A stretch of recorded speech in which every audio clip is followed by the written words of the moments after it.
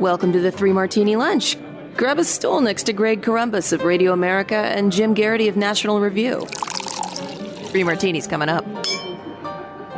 Really glad you're with us for the Friday edition of the Three Martini Lunch. We have a double-fisted good martini and two crazy martinis for you to wrap up the work week. So let's dive right in. And Jim, we have good things to say about Bob Costas. You know, when I was a kid, I really liked Bob Costas. And then, I don't know, sometime in the last decade and a half, he decided he thought everybody needed to know his political commentary, most of which leaned to the left. But he was a guest of Jake Tapper's on CNN yesterday, where they were talking about the Women's Tennis Association deciding to suspend all events in China because it is not at all satisfied on how the Chinese government has treated Peng Shuai herself, or taking seriously at all her allegations that she was raped by a former high-ranking Chinese Communist Party official. And so Bob Costas comes on because Jake Tapper is thinking, as we were thinking yesterday, how does the WTA come out with this condemning message when the International Olympic Committee on the very same day says, yep, we talked to Peng Shuai, everything seems great. Full steam ahead for Beijing 2022 in these Winter Games. And Bob Costas, very direct. He says, the IOC is corrupt. The IOC is in bed with China. Beijing hosted the Olympics in 2008 Summer Games. They did it in spectacular fashion, but even then it was apparent to many of us that the IOC was aiding and abetting a problematic regime. And then they go back for the Winter Games in 2022, and in between they staged a Winter Games in Sochi. It's very troubling, their affinity for authoritarian regimes. So it's pretty clear that in the video interview with Peng a week or so ago, they were just giving China cover. And Jim, he also, surprisingly to some, really took a shot at some more left-leaning athletes by saying they're all too happy and comfortable criticizing what's going on in this country, which they certainly have the right to do. But when it comes to acknowledging obvious atrocities and human rights violations in China, where there's a huge market, somehow it gets a little cloudy. Meanwhile, you've got not just the IOC, you got the NBA and you got Nike and various individual sports stars in the United States who have significant investments in China, where the sports market is huge. And some of those people are very outspoken, as they have a right to be, and maybe in general you and I would agree with their viewpoints, very outspoken and sometimes offer sweeping condemnations of their own admittedly imperfect country, the United States. But when it comes to China, perhaps the world's leading human rights abuser, given its size and its wherewithal, they're mum. Good for Bob Costas for pointing this out. We know the IOC has been corrupt for a very long time. It affected the Salt Lake Olympics. That's when Mitt Romney had to kind of come in and run them at the last second. I think there were just some allegations filed against folks in Rio for bribing Olympic officials to get the Summer Games there a few years ago. So, I mean, the IOC has been a train wreck for a long time, and this is just the latest nauseating example. Greg, longtime listeners to our podcast will recall that particularly when Bob Costas was anchoring the Sunday night games on NBC, very often his halftime commentary would veer off from scores and highlights of what happened in the game and earlier in the day. And, he'd say, so the Redskins, well, we really shouldn't call them the Redskins. Let's talk about the plight of Native Americans in this country. Or, well, it looks like the Cowboys are sticking with a shotgun offense. But now it's time to talk about sensible gun control, or things like that. I'm going to tell you something that I've never told you, and you get to hear this on air. Probably like 2 years ago, I got an email from someone who claimed to be Bob Costas. I didn't think it was Bob Costas. I'm pretty sure it wasn't Bob Costas, although I would have told you about it regularly. But it was basically that this guy, either Bob Costas or pseudo Bob Costas felt like you and I were being unfair to him, that he listened to the podcast, he thought we were smart guys, that his positions were reasonable, and that we were being mean and picking on him. I did not reply. The email address did not come from at NBC Sports or NBC or anything like that. It was a very random sounding one. It seemed like somebody was pulling my leg. But in the small chance that actually was Bob Costas, and Bob Costas does listen to our podcast, here I have to say, attaboy, Bob Costas. And that's not something I usually say. And look, if this is, I wonder upon seeing this, Greg, as I said, this is a pretty, strong words from a guy who's usually pretty even-tempered. And this is a guy who anchored the Olympics on NBC for a lot of years. Yeah. You could argue he was the face of the Olympics. I can't help but wonder whether like the horrible experience that NBC had in Sochi, and we probably remember that god awful pink eye he got when he was over in Russia, whether this may have altered his perspective on the International Olympic Committee or authoritarian regimes hosting the Olympics or something like that. But Bob Costas is no longer in the position that he's in, and he's free to say whatever he thinks of the International Olympic Committee. And I think we can, I get the feeling Bob Costas probably had a lot to say about these things for a lot of years and didn't feel like he could without causing problems for his employer. So if this is Bob Costas Unleashed, welcome. Come out and, I couldn't. The interesting thing, by the way, is notice he felt comfortable offering his views to America about gun control or other issues or things like that. But when it actually came to something that might affect, Universal, the parent company of NBC, all of a sudden, I didn't hear him, denouncing Vladimir Putin from the anchor desk at the Sochi Winter Olympics or anything like that. But look, I'm glad to hear it. And I do think it is. We talked about this a bit earlier in the week with the Women's Tennis Association. It feels like the ground is shifting underneath our feet. That this was a really, sometimes we can point to the genocide of the Uyghurs. We can point to the crackdown in Hong Kong. We can point to the military aggression towards Taiwan. We can point to a lot of reasons why China should not be hosting the Olympics, and the entire world should be taking a much firmer, much harder line against Beijing. COVID-19 pandemic seems like another good reason too, by the way. But maybe it's like the straw that breaks the camel's back. Maybe it's that, it's not that what happened to Peng Shuai is by itself the sort of thing that should cause this cascade effect. But maybe this is just too much. This was the last straw. This was more than any other regime could conceivably avert their eyes from, unless your name is Ray Dalio. Jim, I usually love people standing up to authoritarian regimes. I got to say, I don't necessarily blame Costas, especially since he wasn't on the air for half of the Sochi Olympics, for not denouncing Vladimir Putin, because he would have had to hire an army of food tasters.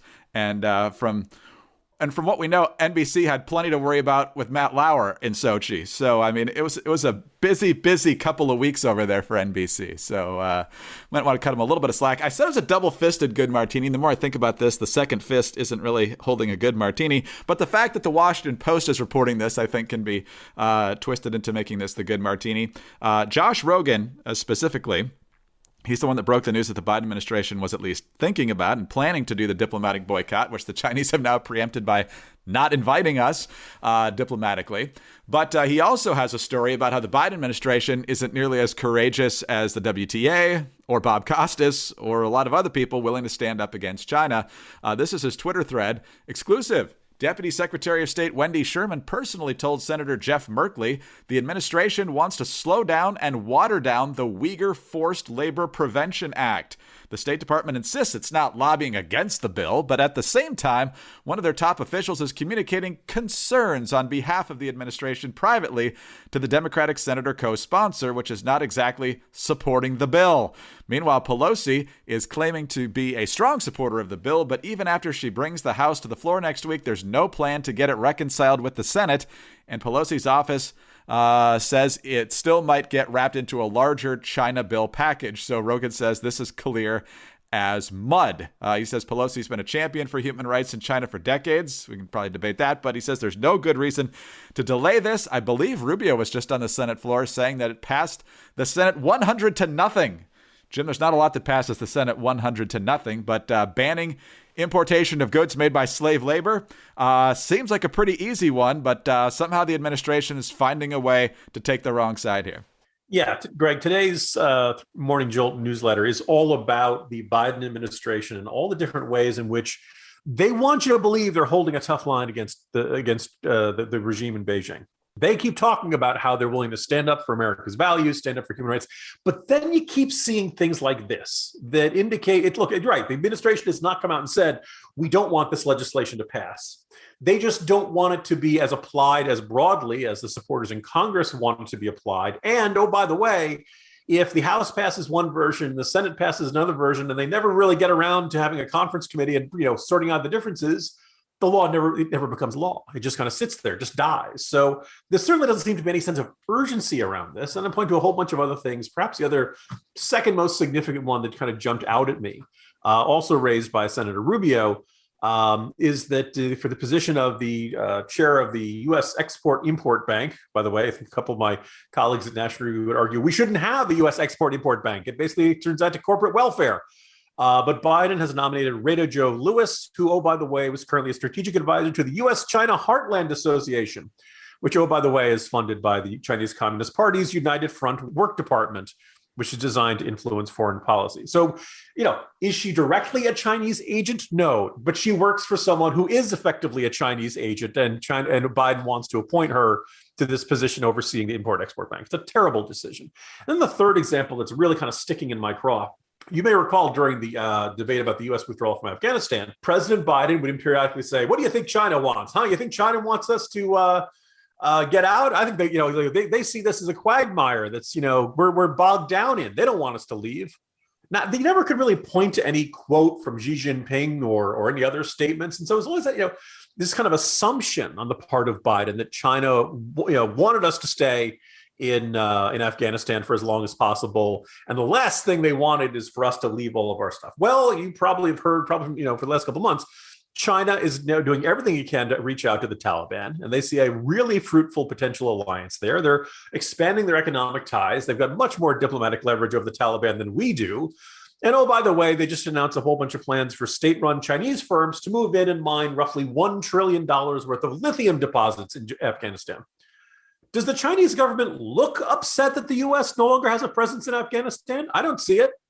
So, on front after front, even if Biden doesn't want to do this, I think we can debate, what's going on in President Biden's mind.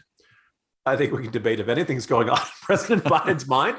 But, the net effect of these policy decisions is to strengthen the leverage of China and diminish the leverage of the United States. At some point, it stops being, what do you intend? What did you want to happen? And the conversation has to shift to, what is the result of what you're doing? And on most of these fronts, it's strengthening China and weakening the U.S. Two things I would say here. First of all, I think Biden is getting dangerously close to becoming the Ron Burgundy of Washington. You just put a teleprompter in front of him and he'll pretty much read whatever it is. So, Mr. President, if you see the word San Diego coming up on the teleprompter, you might want to pause and make sure. Mr. President, you do not love lamb.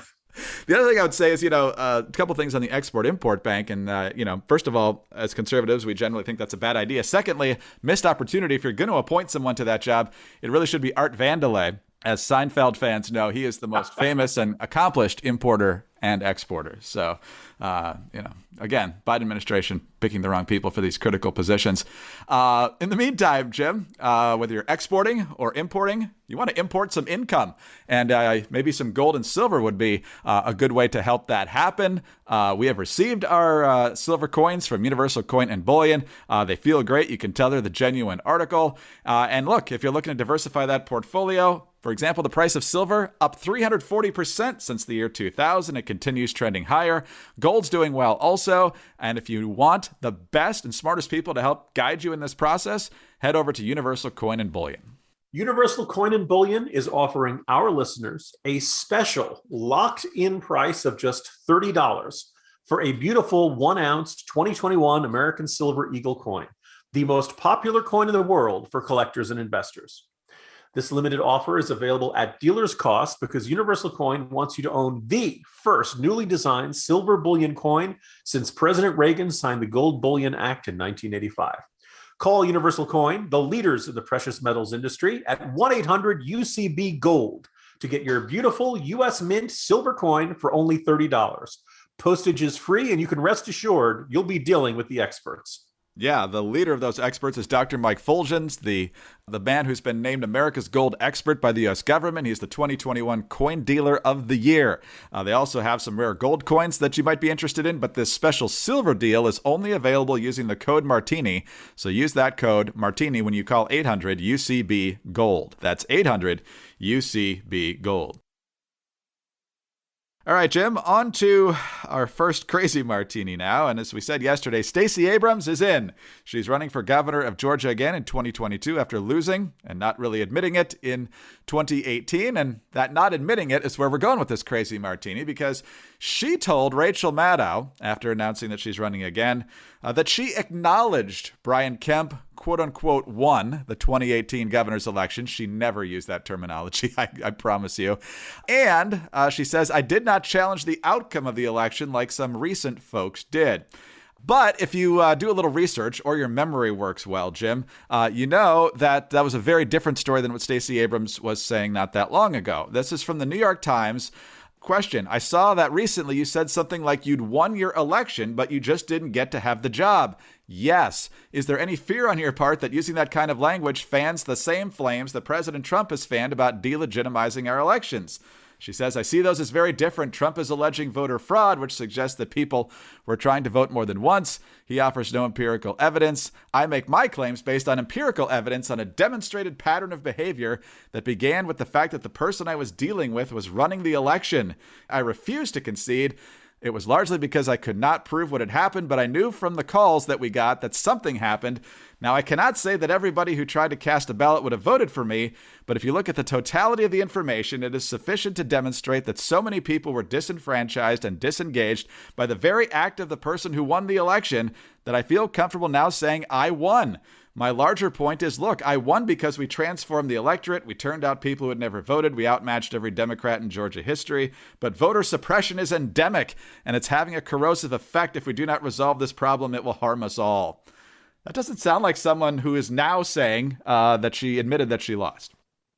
No, and I think what makes this one really bothersome is that Stacey Abrams, like she wants to run, we talked about her a bit earlier in the week, but she can't say, oh, and when I lost the election by 50,000 votes, I accepted my defeat and I, wished the new governor well. She could argue she did not file a whole bunch of lawsuits. That's basically the difference between her and Donald Trump. That's about it.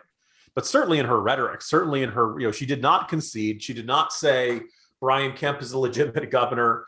And oh, by the way, the margin in that one was actually in the Georgia governor's race in 2018 was actually, larger than it was in a bunch of the Trump states. Now, I thought, fighting over a 10,000 vote margin was kind of ridiculous in both that I think if you have something in the neighborhood of the Bush versus Gore, 537 votes in Florida, that I could see somebody really saying, hey, wait a minute, I want to recount. I want to see to make sure that. But once you're talking about 1 percentage point, people think, oh, it's 1%, but you're talking about like tens of thousands of votes. And while voter fraud does occur, it doesn't happen on the scale of tens of thousands of votes. That's what you'd have to call her. And this idea of voter suppression, I mean, how do you prove that somebody who wanted to vote didn't vote because they were, afraid of the Republican Secretary of the State or some kind of stuff like this? Look, the idea that Stacey Abrams can now paint herself as the epitome of being a good loser, being a respectful participant of the process, of not questioning the legitimacy of elections and all that kind of stuff. Look, up in 2018, it was perfectly legitimate to be a Democrat and say the election was stolen. Hell, Ty McAuliffe was doing this still just a couple of weeks ago, right? It was extremely common to see Democrats insisting the election in Georgia was stolen. And then Trump came along and he said, stop the steal, and he all of a sudden he adopted this whole idea, this whole argument of, oh, I'm the real winner. And that, all kinds of nefarious shenanigans are why I'm not being, my number I don't have a higher number of votes than the other guy does. And all of a sudden, but basically Donald Trump applied the Stacey Abrams handbook or playbook on steroids with, geniuses like Lynn Wood and Sidney Powell, filing all those lawsuits. Didn't go anywhere, right? They got beat in court time and again. But that's basically the only difference between those two. And now Stacey Abrams wants to pose as the good loser. Stacey Abrams wants to, it's ridiculous. And I think that's what is really sticking in my craw about this, is that refusal to own it. There's an element here that goes well with Fauci refusing to admit at the beginning of the pandemic, he's telling people not to wear masks. It's kind of like all the media coverage that early on said that, oh no, you should go to Chinatown. It's perfectly safe. This is all xenophobia. This is all paranoia. Wuhan, the flu kills more people than this strange new virus out of Wuhan. The degree to which the rules of the game, so to speak, the rules of what you can legitimately say change on a dime. And it very often changes based on who you are and what you actually say. Just the other day, Joe Biden told this crazy story in which he said that Golda Meir, the former prime minister of Israel, had picked him to be her envoy to Egypt for the Suez Canal during the 6-Day War. 6-Day War was like 6 years before he actually met her. But he just completely garbled things. Nobody calls him out on this. And if Donald Trump had said it, you'd see all kinds of fact checkers rolling into overdrive. A couple of weeks ago, Ron DeSantis said, at some point, those of you who are currently fully vaccinated with 2 shots, they're going to tell you you're not fully vaccinated. They're going to say that you need a booster to be considered fully vaccinated, and all the threats of losing your job and all that's going to come down on you folks too. And I think it was The Independent, which is a UK publication, said, fact check, false. And now health experts are saying, well, actually, yes, we should change the definition of fully vaccinated to include those who get boosters, because now the CDC and FDA are recommending everybody. Like things change and everybody tries to pretend their viewpoint never changed. And it really is this kind of gaslighting Jedi mind trick, you don't need to see my identification type mentality there. And this all goes back, we're now past 2 years. Anyway. Hey, happy Friday, everybody. Oh, wait, we still got another crazy martini. Oh, my God. Don't hit the bricks just yet, Garrity.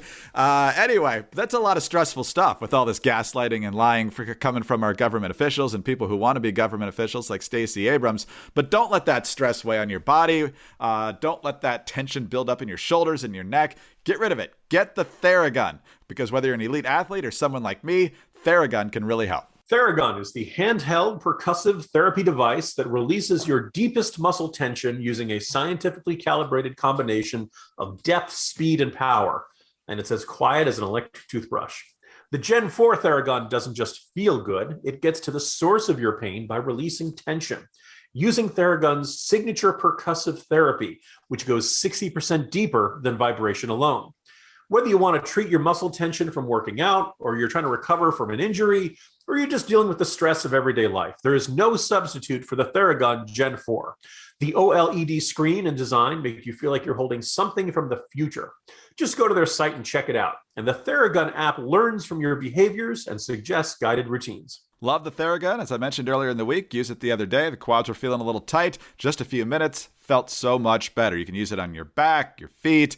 It really is just a fantastic way to spot treat your issues. But you can also, if you have some chronic issues, use it. And like Jim said, the app figures it out and gives you some guided routines. Fantastic. Theragun is trusted by 250 professional sports teams like Real Madrid and elite athletes like Paul George, DeAndre Hopkins, Maria Sharapova, hundreds of thousands of customers, and me. So try Theragun for 30 days, starting at just $199. Go to therabody.com/martini right now and get your Gen 4 Theragun today. That's therabody.com/martini. Again, therabody.com/martini. All right, Jim, on to our last crazy one, and this one's courtesy of the DCCC. I believe that's the Democratic Congressional Campaign Committee, who thought they were scoring some political points yesterday, but this was what's considered an own goal in politics. They have this little chart that talks about gas prices over time. And it starts at $3.40 a gallon, and I'm guessing that goes back to about November 15th. And then as the graph goes on, it bends down. It looks like it's a considerable drop, but then you look at the vertical axis and you see just how slow the count is here, because each little bar is only half a cent. And so from November 15th, Jim, to November 29th, the price of gas in this country dropped down on average 2 cents. And the DCCC tweets out, "Thanks at Joe Biden." And of course, turns into everybody making fun of the DCCC, including people who aren't exactly aligned on the right. So when you're this desperate for good economic news, and they certainly didn't get any more today with the far less than expected jobs numbers for the month of November, you try to score some points where you can, and it ends up blowing up in your face. I was going to say this. Somebody observed this is what happens when no one on your social media team apparently is Generation X and fluent in the language of sarcasm, or they're just so desperate for anything resembling good news that they want something. Like the one possibility is they didn't really look too closely at the chart; they just thought it was good news. Apparently, this first came from Matt Iglesias. And Greg, sometime in another episode, we have to talk about all of these folks who used to be on the left, like. Definitely Iglesias counts as one. Some people might put Andrew Sullivan in those categories, Bari Weiss. Look, we're agreeing with these people a lot these days, and I welcome them, and it's great. But let's not fool ourselves about these people. These are people who are still generally on the left side of the spectrum. And the day the woke left gets defeat, like folks like Matt Iglesias are going to turn the guns on us immediately. So let's not have any illusions that these people are suddenly the leaders of our movement and people who we should be as our touchstone on all issues. But anyway, that's a separate conversation. But so Iglesias does it. And probably because Matt Iglesias used to be a much more outspoken liberal progressive, I'll let you decide where you think on the spectrum. He's somewhere on the left side of the spectrum, but he's become a lot more idiosyncratic, a lot more willing to criticize the progressive hard left than he used to be. And apparently he's thought this was a good demonstration of the fact that despite the release of the 50 million barrels from the Strategic Petroleum Reserve, nothing had really happened. Oh, by the way, I wrote about that in the Morning Jolt earlier in the week, but nobody noticed that. But anyway, Iglesias puts this chart out, and it looks like, hey, gas prices are coming down. You have to look closely at the chart to say it's come down. The measuring stick of the chart is like tenths of a cent. So yes, when you measure by tenths of a cent, 2 cents decline in about 2 weeks, that looks like something. But when you look at the overall price of your filling up your tank, it doesn't look like much of anything at all. The other possibility is, but if you talk to the administration, their attitude is always some version of, well, our policies are working terrific. We just have a messaging problem. We're just not communicating how well our policies are working on the border or on gas prices or on food prices or inflation or getting people to work and all this kind of stuff. And that's not the case. So the problem is your policies are not working. They're generating bad results. But I almost wonder if this is that mentality, that this is as long as we have good looking images going out, people will be happy with us. People will think we're doing a good job. I don't think that's I don't think that's accurate. I don't think that's the way the world works. And I think people recognize when they're paying a lot more, but they may believe even if they can't win reality, they can win in social media. They can win Twitter for the day. And that, I suspect, is what they were trying to do, Greg. Yes, and it imploded spectacularly. So we'll take that, too. Jim, good way to head into the weekend. See you Monday. See you Monday, Greg. Jim Garrity, National Review. I'm Greg Corombos of Radio America. Thanks for being with us today. Do subscribe to the podcast if you don't already. Tell your friends about us as well. Thanks, as always, for your 5-star ratings and your kind reviews. Remember, you can get us on those home devices. Just say, play 3 Martini Lunch podcast. Follow us on Twitter. He's at Jim Garrity. I'm at Dateline_DC. Have a great weekend, and join us again on Monday for the next 3 Martini Lunch. Hi, this is Greg Corombos, and I'm here with Dr. Mike Fulgens, the president of Universal Coin and Bullion. He was recently named the 2021 Dealer of the Year by the American Numismatic Association. Mike, let's talk counterfeiting. The Mint has recently released newly designed gold and silver coins that are becoming popular, which means there's a pretty good chance some folks in China or elsewhere will try to counterfeit them. How can consumers protect themselves? Well, we do have newly designed gold bullion and silver bullion coins by the U.S. Mint. They redesigned the reverses of the American Gold Eagle and American Silver Eagle. And you need to deal with a reputable dealer, one that's received awards like we have for Best Dealer Publications or Dealer of the Year by organizations like the American Numismatic Association or the Numismatic Literary Guild. And you want to make sure that that dealer has the expertise and the business sense to check prices and to make sure you get the right quality at the right price. Finding the right dealer is the key in this rising gold and silver market, where I see it increasing 10 to 30% in the next year due to the increasing debt in this country and increasing inflation. It's the right time to buy gold. Dr. Mike Fulgens is recognized as America's gold expert by the U.S. government. Contact Mike and his team of professionals at Universal Coin and Bullion to own your gold and silver coins now. Call 1-800-UCB-GOLD.